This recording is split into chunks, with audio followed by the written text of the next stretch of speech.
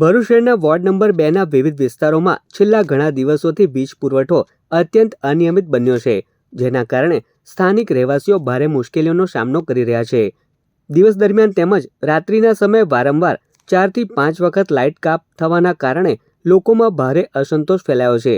ખાસ કરીને ઢાંગરાવાડ, મુંડાફળિયા, ડભોઈયાવાડ, સિંધીવાડ, સુથારફળિયું તથા ડબીપુરા આસપાસના વિસ્તારોમાં તેમજ મદની પાર્ક અને અહમદનગર વિસ્તારમાં પરિસ્થિતિ વધુ ગંભીર બની ગઈ છે. રાત્રિના સમયે ડીપીમાં આગ લાગવાના બનાવો બનતા હોવાથી કોઈપણ સમયે મોટી દુર્ઘટના સર્જાઈ શકે તેવી ભીતિ રહેવાસીઓમાં વ્યાપી છે. આ ગંભીર સમસ્યાને ધ્યાનમાં રાખીને વોર્ડ નંબર 2ના સભ્યો શમશાદ અલી સૈયદ, હેમેન્દ્ર કોઠીવાલા, સફી સલ્લુ, ઝાકીર કુરેશી અને ઇકબાલ પટેલ દ્વારા વીજ વિભાગના નાયબ ઇજનેરને તાત્કાલિક રજૂઆત કરવામાં આવી હતી. આ સાથે જ વહેલી તકે સમસ્યાનો નિકાલ લાવવા માંગ કરવામાં આવી છે.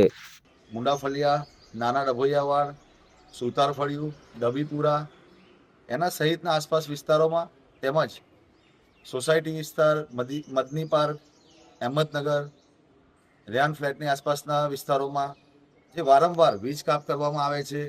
ગઈકાલે રાત્રે પણ નાના ડભોઈયાવાડ વિસ્તારના અંદર ડીપી બ્લાસ્ટ થવાથી રાત્રે આખી રાત વીજ કાપ હતો, લાઇટ ન હતી. ડીપી બ્લાસ્ટના કારણે આસપાસના વિસ્તારોના અંદર પણ ભયનો માહોલ ફેલાઈ રહ્યો છે. નાના ડભોઈયાવાડ તેમજ આસપાસના વિસ્તારના રહીશો તેમજ અમારા સાથી કાઉન્સિલરો, વોર્ડ પ્રમુખની સાથે જીબી ખાતે રજૂઆત કરેલી છે અને રજૂઆતના અંતે તેમણે અમને સંતોષકારક જવાબ આપેલો છે. આવનારા દિવસોના અંદર આ કામગીરી પૂર્ણ થાય એવી અમે આશા રાખીએ છીએ.